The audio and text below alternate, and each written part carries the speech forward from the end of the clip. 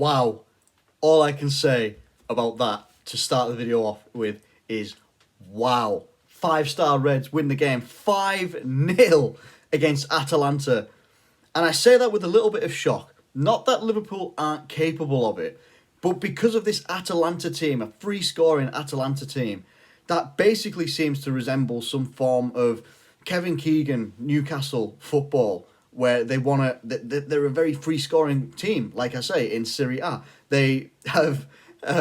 they score goals pretty much for fun. They've got a very dangerous front line that only seemed to wake up against us in the last 10 minutes. Really started having some pot shots, having some chances, some good shots, and also meant some good saves as well. We're going to get into the meat and juices about all this sort of stuff. But hey, let me know what your thoughts were on the game, because that was outstanding from every single player on the pitch. And I mean every single player.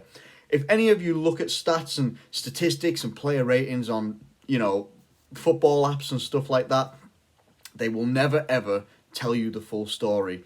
They will never tell you the full story. Not one bit. That defence was as impressive as the goal scorers for Liverpool. Fantastic. That's three Champions League games that include Midtjylland, which gave us a hell of a game. Ajax also gave us a hell of a game. And Atalanta, 3 clean sheets. 3 clean sheets in the Champions League. Unbelievable. Absolutely outstanding performances by every single player on the pitch. Now, from what it looked like, we seemed to line up in more of the familiar 4-3-3. We had Rhys Williams at centre-back partnering Joe Gomez. The rest of it was pretty much familiar. Now, the big change happened up front, and I hoped that it did, with no disrespect to Bobby Firmino. But I felt that Diogo Jota would be able to not just warrant his chance, but take his chance as well. Now, I could not have predicted that he was going to take his chance as well as he did. The goals that he scored were sublime. Absolutely sublime. Ridiculous. He is a fantastic player. And he took his chance with both hands and basically turned around and said to Klopp, what are you going to do now? What are you going to do moving forward? And we'll talk about all that sort of stuff as the week goes on ahead of Manchester City as well. But that front line was fluid. None of those Atalanta players, defenders, goalkeeper, whatever, midfielders, they were having such a hard time tracking where Mane was, where Jota was, and where Salah was, because the interchanging between all of these players was just seamless. It was liquid. It was I didn't want to say liquid football, but it was liquid football, let's be honest. It really, really was. For the first hour of the whole game, we were absolutely electric. We go 5-0 up in the game. 5-0 up.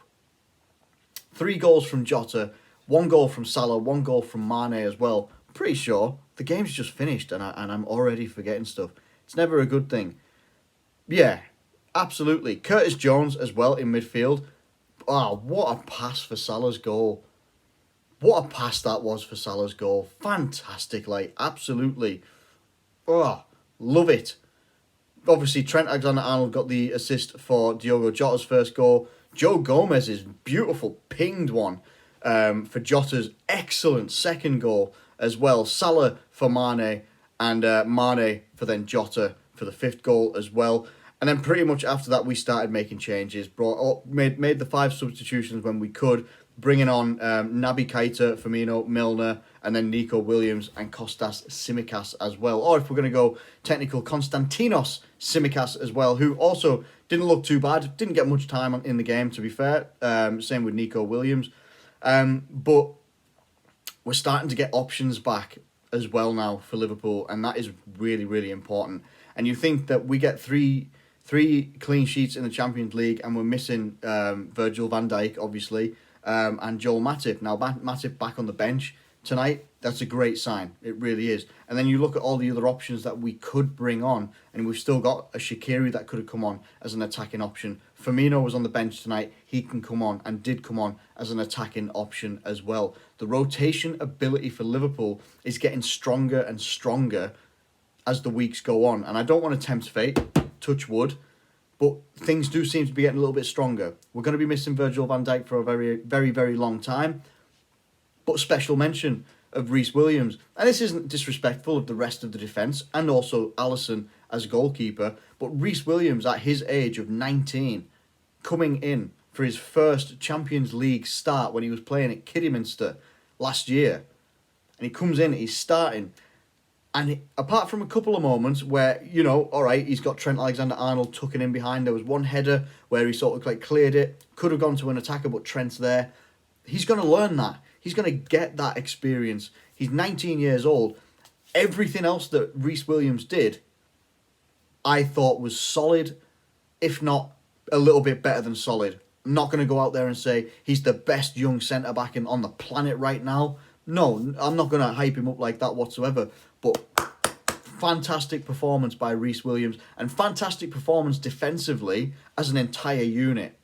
We weren't entirely threatened as much as I thought we were going to be by Atalanta, and yet still they had 9 shots in total, 6 on target as well. Now, I think I can get saves on here as well. Goalkeeper saves. Right, so that's interesting. So, Atalanta have 6 shots on target. Liverpool had 6 goalkeeper saves. I'm pretty sure that corresponds. Shots on target, goalkeeper saves. Alisson was fantastic. Absolutely fantastic. He's back to his short head, trimmed beard, best self that we've seen him. He looked really, really good. Really calm, collected. And his shot-stopping ability was absolutely fantastic. Especially when you got someone like Zapata, who basically resembles something like a giant cannonball when he hits the ball. I wouldn't want to be on the end of that shot. Even if I had goalkeeper gloves, even if I had a full wicket keeper's friggin' outfit, whatever, hockey goalkeeper or anything like that, I wouldn't want to be on the end of one of those shots. And he was on the end of quite a few of them, saved them. They played very, very, very well. The midfield, normally people would look at that midfield and say, all right, Curtis Jones, creative. Yeah, he's going to be creative. He's going to take that ball forward. And then they would look at Jordan Henderson, Gini Wijnaldum, and maybe think, oh, that's a bit of a static midfield. Those guys worked, excuse the language, but those guys worked their bollocks off for this team tonight, and they were absolutely fantastic for doing so. They were absolutely all over everything. I cannot praise Jordan Henderson, Gini Wijnaldum, Curtis Jones enough. Each of them were very, very good, very composed, very calm, communicating very clearly. It's great that I didn't have the fake crowd noise on my BT, on my BT TV anyway, because all you could hear was Henderson, people talking back and forth, communicating all the time. Fantastic to see. And then as we can go back to the front three, seamless. Everything was seamless. Jota has been fantastic since minute 1 of walking into this football club, and he's only seeming to get better and better for us. A great option up front, provides a real headache now ahead of Manchester City at the weekend, because that's an undroppable performance. By Jota, that is an absolutely undroppable performance, in my opinion. And that's my opinion. That might be my opinion alone, but I don't think so. That was absolutely awesome. Mane and Salah, I'm pretty sure, played the whole 90 minutes. Jota came off and Firmino came on. So whether that means anything ahead of Man City, maybe these guys are just getting some more and more minutes, just running themselves through the gears.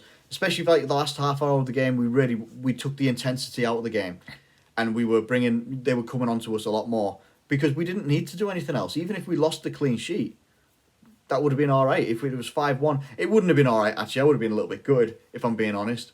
5-0 is just a fantastic performance. As I said, I think at the start of the video, I am as happy about the clean sheet as I am about the attacking prowess that we displayed tonight. 5-0 to Liverpool in what I thought genuinely was the most dangerous team we were going to come up against in the Champions League. And we've made Midtjylland look more dangerous than Atalanta. And that's no disrespect to Atalanta. I just think that the way that they set up to play purely played into our hands. Once we got ourselves settled pretty early on, it was, you could just see, I wasn't worried. Even if they scored early on as well, I knew we were going to score goals because of how they were set up to play. The defence isn't a quick defence. The midfield didn't track back enough to help out. And I don't think that the goalkeeper really covered himself in glory either, if we're being honest. He wasn't the worst for Atalanta by a long shot, but that defence just couldn't cope with any of our players.